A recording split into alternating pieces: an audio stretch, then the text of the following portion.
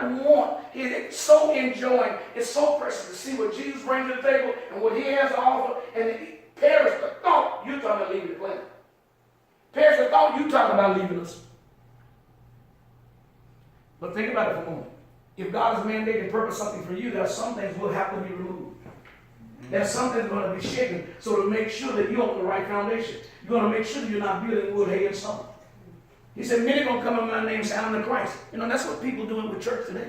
They are running to ministries trying to find it.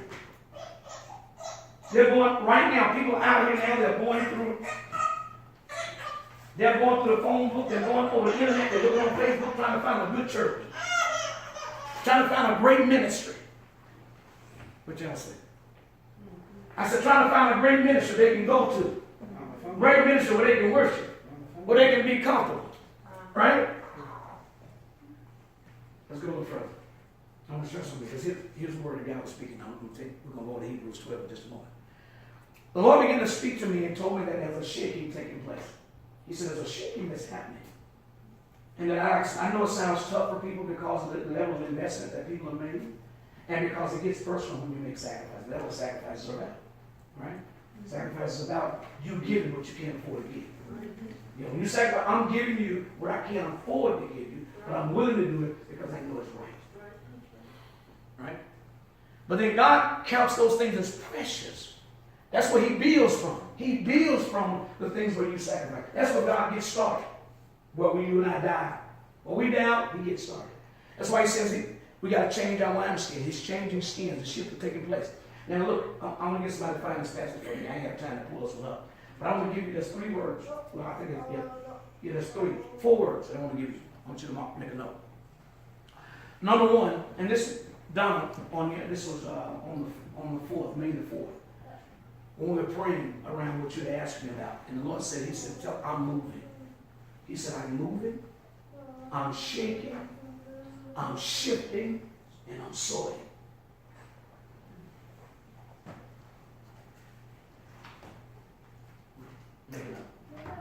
What did we say? I'm moving. He says, I'm moving, I'm shaking, I'm shifting, and I'm soaring.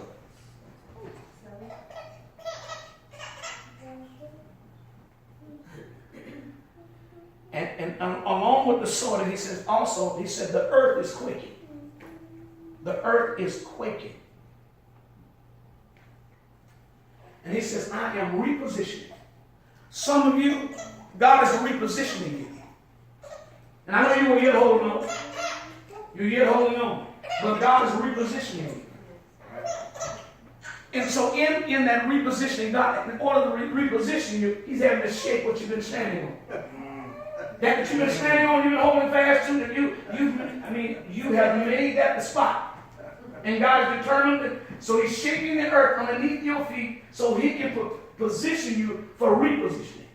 Right. And some of you got to reposition because of what God's purpose for your life. Some of you, if it doesn't happen, you will never get into what God's destined, what God's ordained, what God's mandated for your life. Right. And like I told you, he already told me, what I got to say to you tonight won't be popular, but it doesn't really matter to me. Because I don't hold your deliverance. He does. And so it's really key that you pray about what I'm telling you tonight, because it doesn't seem like it fits. Because it was strange. Man, you're going to be real uncomfortable talking about this. And so when he said that, I said, well, let me go back home now then. But I understand the mandate, because I've had to go places like that. I've had to go tell pastors. God said, hey, let his people go. Can you imagine going to somebody else's church? I ain't been for those people. I haven't been there. But God said, I want you to go. Because these people are holding God's people a certain place. And so they don't understand that no man owns a church. Amen. I'm right about that. Yes. Now we lose sight of that. No man owns a church. No church belongs to a man. That's why Jesus made it clear. He said, thou art Peter. But what? Upon this rock, I'm building. And we lose sight on what the Lord is building. We lose sight on when things started shaking and shifts started to take place. Now I want to give you something, and hopefully I can pull it up on my computer. I thought it was interesting, the 5 steps to a paradigm shift. 5 things that you need to be thinking about when God is starting to shift the pattern. When God started to give a new order, when he started to bring a new order, what does that shift look like? What should it consist of? What should I do? And one of the things that happen when things start to happen and we get shifted, we don't know what to do. Number one, the first thing you got to do is you got to be able to create a safe space for you. You need some space. And one thing would happen when people start to get shifted and things start to happen and God started shaking things, people start going to other folks and talking. They can't help you. When God's shaking the whole house, they can't help you. They ain't got nothing to offer you at that level. All they can do is try to encourage you. Try to encourage you. But you need to create a safe space for yourself because you got to create an environment for you to be able to function. And then you have to set some new boundaries for the people that you have been fellowshipping with. You have to set some new boundaries so that you can process. Because a lot of times you're going through things, God will taking you through things, and people won't give you time to process.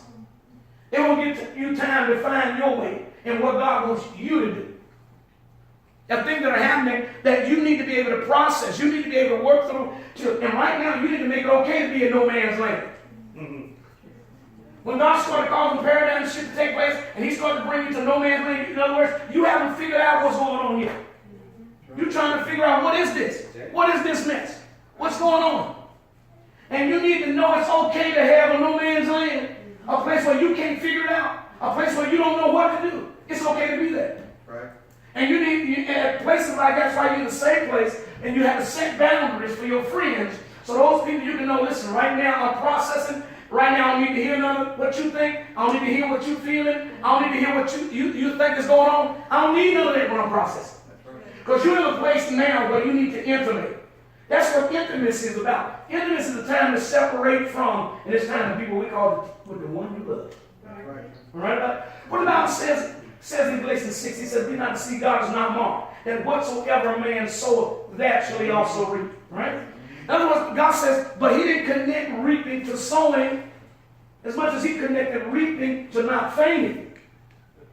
And if you can spend a lot of time talking about what you sow, what you sacrifice, what you get, what you give them, and God's getting to say, okay, I know you gave that, you did that, but when I'm getting to say, are you going to have pitch? Are you going to pitch a fit? I mean, are you going to just go off and snap and just lose your mind because you gave this, you sacrificed, you did that, and you don't see it in return yet?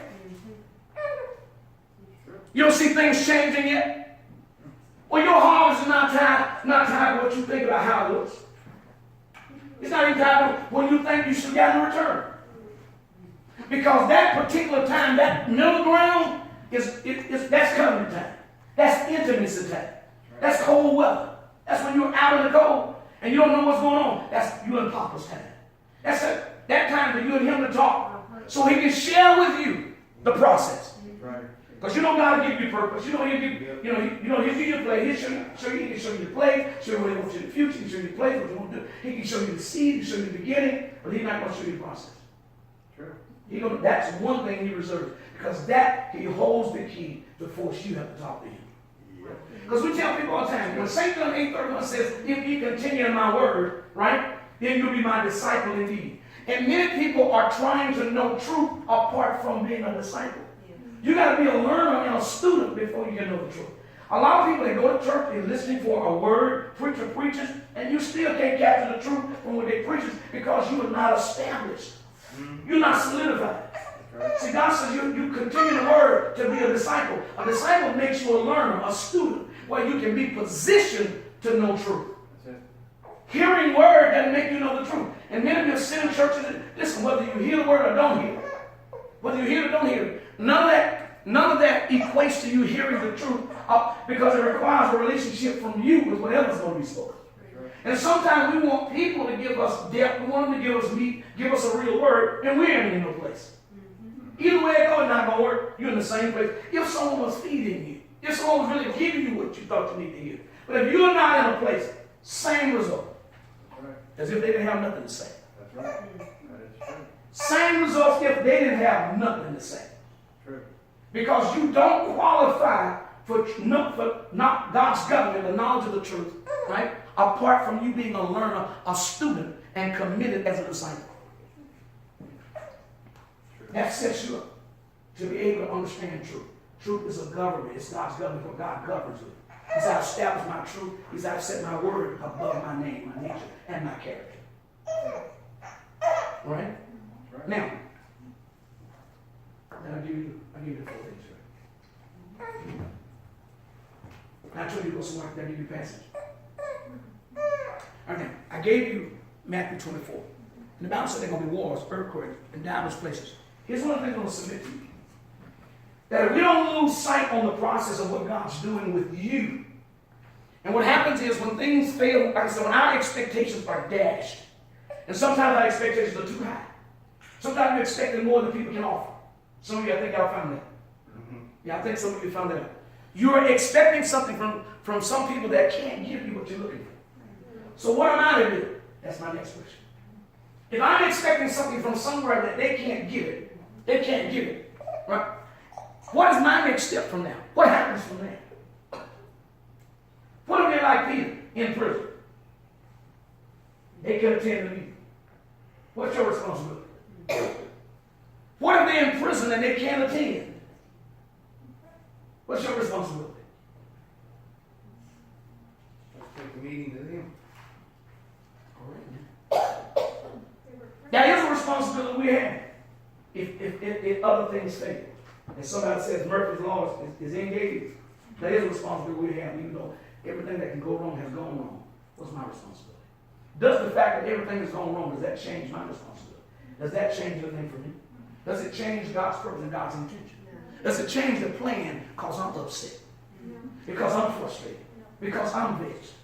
Because I'm disappointed? I'm disillusioned? Does it change the mandate? Does it change God's plan? Does it change His purpose? Or this is one that got by, caught him by surprise. I didn't know this was going to happen. Couldn't have known because he forgot to tell me. Forgot. My brothers and sisters, we got to refocus. And man, I got to get my glasses so I can read this to you. We got to refocus. Somebody said refocus. Refocus. And I'm telling you, the enemy's eating our lunch. Yeah. Because we got to know that God has a plan. If God brings you out of Egypt, and the wilderness appears to be worse than Egypt, let me say it again. If God brings you out of Egypt, and the wilderness appears to be worse than Egypt, God has a plan. Because how many know that when God brings you out of a place that you call considered bondage, you consider to be bondage, right? A bad place, but then you get to the wilderness, and it makes you appreciate bondage. Isn't that something? I mean, you're 430 years in bondage, and you can come out here and find things to appreciate over there. Isn't that amazing? Isn't it amazing how people can find things in bondage to appreciate because of the wilderness? And the reason for that is because of the fact that people get in that next place and they can't find God in that place. They can't process through the process. They can't find God in that place so God can reveal what this process is about. What am I going? What is this about? That's what we need to be asking. What is this about? What are you doing with what we're experiencing? What are you doing with what we're encountering? What are you trying to do with me? Number one, I can tell you. We told us a transition has three phases to it.